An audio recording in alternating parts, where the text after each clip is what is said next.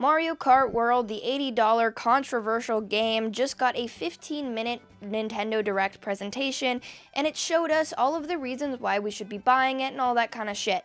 But it didn't really actually do that, and it was sort of like 15 minutes of nothing. So let's break everything down, and you let me know how you feel about this presentation down in the comments below.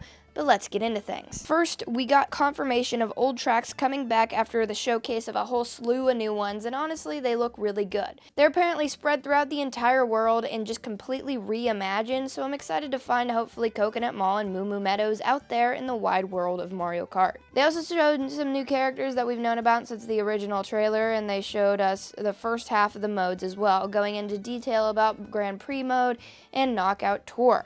Again, showing us stuff we've already seen in the treehouse in previous trailers. Literally, I'm struggling to figure out what is new from this presentation, and I really think there's like two things at max. So Grand Prix mode has you traveling between each race, and then Knockout Tour has you going through different checkpoints throughout the race, and you're eliminated every 4 or so racers once you hit one of those checkpoints. It honestly looks really cool, and I love this style for Nintendo, but again, it's like we've already seen this, you know? What is new here? Why did we need a 15-minute presentation, Nintendo? This could have been an email. But we got new items like the coin shell, and this basically makes a whole trail of coins after you throw a shell, and you know, you don't want to throw in front of your enemies because then they're gonna get the coins before you, and like, obviously, like, it's cool, self-explanatory, coin shell, it's cool, not a problem. Ice flower, it's like the fire flower, but now you're freezing them.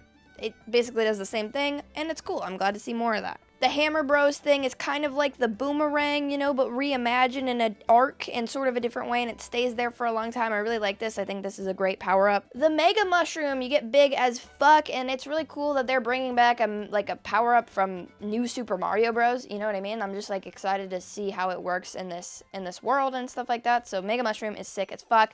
I believe it was in maybe Double Dash, was it? And people really liked it. So again, I'm happy to see it come back. Then we got the feather, which has been an item for a while in battle mode, and so now it's coming to actual Mario Kart, and it's cool because you can do tricks off of it and utilize the feather in order to get on the wall, or to take some sort of like massive shortcut, which is always sick, and it's going to be really interesting just to see all the different movement mechanics here, and how people end up basically like creating the most optimal ways, you know, to get through every race, because I think it's gonna be legitimately crazy. Then we saw Kamek's power-up, and it's weird because it basically changes the player in front of you into a different player, right? It completely changes their character. So I'm really curious if, like, you know, that gives you, like, all of the different characters' stats. Like, imagine I'm playing as Bowser, and I get changed into Toadette. You know, those are two very different weight classes, so I'm super curious, like, how that's going to affect things, how long it lasts, all that kind of stuff. I can't imagine it's too long, but as a whole, I think that's a great power-up. I think the power-ups here are cool. Again, though, I think we've pretty much already seen all of these, like, to some extent, or, like, if you watch deep dives on YouTube, you probably already know most of this stuff. It's cool that they've confirmed a lot of stuff, but at the same time, it's just, like, you know, you're sitting there, you're waiting for something really impactful to happen, and spoiler alert, it doesn't really. Then they touched on some accessibility stuff like smart steering and auto accelerator. Those are things we've had in Mario Kart for a long time, so of course they're going to return. It's good because there are a lot of different levels of Mario Kart players, so obviously it's a good thing to have. On top of tilt controls coming back, I don't even think this was a question because we've known about the Mario Kart wheels for a long time. They're also selling you the Mario Kart wheels, so that's another thing that you can pay Zaddy Nintendo for. Then we got free roam shown off yet again, and we saw specifically what the food does this time. It gives you a nice little boost while unlocking new outfits which stay with you permanently, which is really cool because depending where you are in the world, the outfits are different. So that's cool and something to look forward to collecting in the open world. It just gives you more to do in free roam. Then we got some new movement stuff like a charge jump, which is awesome, honestly, and will spice up straight driving movement in the game. You can charge a jump by driving straight and holding drift in order to avoid items, obstacles, or jump onto a wall and wall ride or something like that. They also showed off rewind, which is super weird, like you can do it, but the other racers don't stop, so like it's supposed to be utilized if you miss a trick, so you can retry it. But the only case I can really see here of somebody using it is like Mario Kart Pros, utilizing it to just perfect a skip of some sort. Then we got more modes, which is nice to see because Time Trials is back with Ghost Data. Versus Race is also cool because you can customize every single aspect of it. Like, you can take away the in-between race traveling to the other courses, or choose a different path, or play with up to like 4 different teams, which is all fun. And now we have a really cool distinction between Grand Prix mode and Versus. Then, of course, Battle Mode is back, and it was honestly really nice to just, have that security that it is returning to this game. And all we really saw was Balloon Battle and Coin Runners, both of which I really like, and they're great battle modes, but I'm really hoping that there are more modes, because I really love Shine Sprite, back in Mario Kart 8 Deluxe, and I'd love to see, maybe some new modes that this team is cooking up for this game as well. And then the last major thing was that in free roam, you have these P-switches that you can hit, and by hitting these P-switches, it will give you a different mission. Mission mode is sort of back in a way, but it's just kind of like mini games in the world. Like, it definitely gives you something to do in free roam, right? More so than we thought, which is great. At the same time, it's like, could you not have gone all the way and thrown a story mode in here? I mean, I honestly think this is the perfect game for a story mode. You run around, you can fight boss battles in this open world or something like that. Make it like Xenoblade, and if you go to a world that is like really advanced too early on, you get your ass beat. Like, I think there are ways to do this that are way better than what we've gotten here, but I am thankful that at least there is something, because like the blue coin missions and some of the stuff that they showed off here is cool. It's better than nothing, and I'm happy that we have something here. I just wish it was a little bit more fleshed out.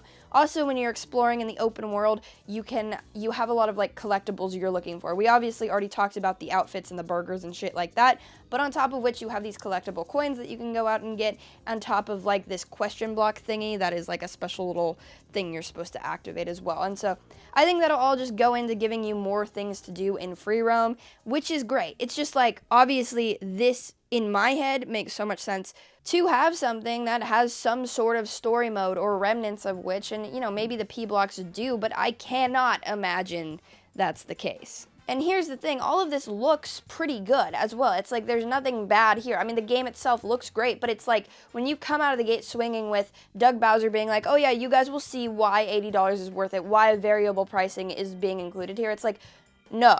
What we're going to see here is you guys being super confident that you know that this game is going to sell, and upcharging because of that, because of the name of Mario Kart. Obviously, it sold incredibly well on the Nintendo Switch, right? Mario Kart 8 Deluxe is one of the best-selling games of all time.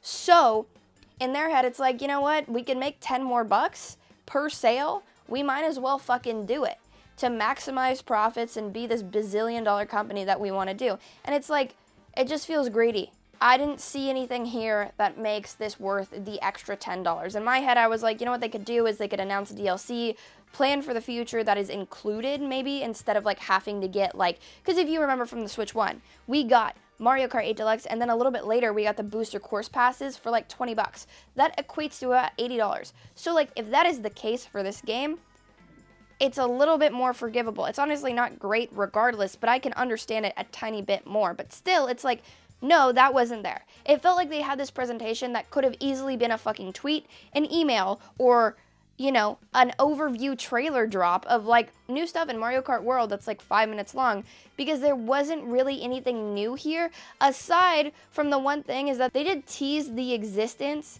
of Rainbow Road after you get all the trophies in the Grand Prix mode, which is cool. Like, Rainbow Road being an unlockable is fun. There's fun things here. It's not a bad game. It honestly looks great, but it's like, what justifies this $80 price tag? And it's nothing. What justifies it to Nintendo is the fact that they think they can get away with it. And most likely they are going to, unfortunately.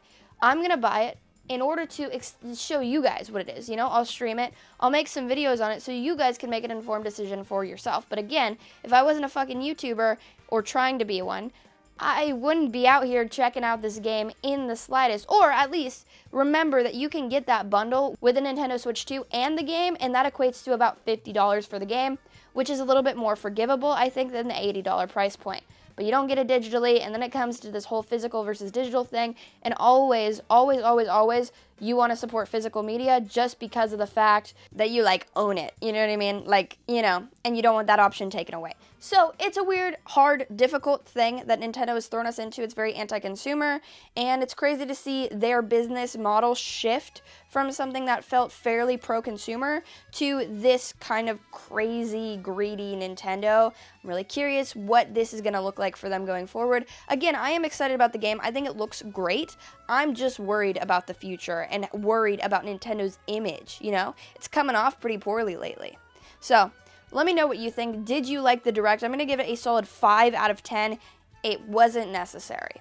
Could have been an email, like I said. Nothing bad here. Everything was shown was good, but we knew most of it. But what did you think? Let me know all of that down in the comments below. Like the video if you liked it. Subscribe if you're new. And check out this video. It's a banger.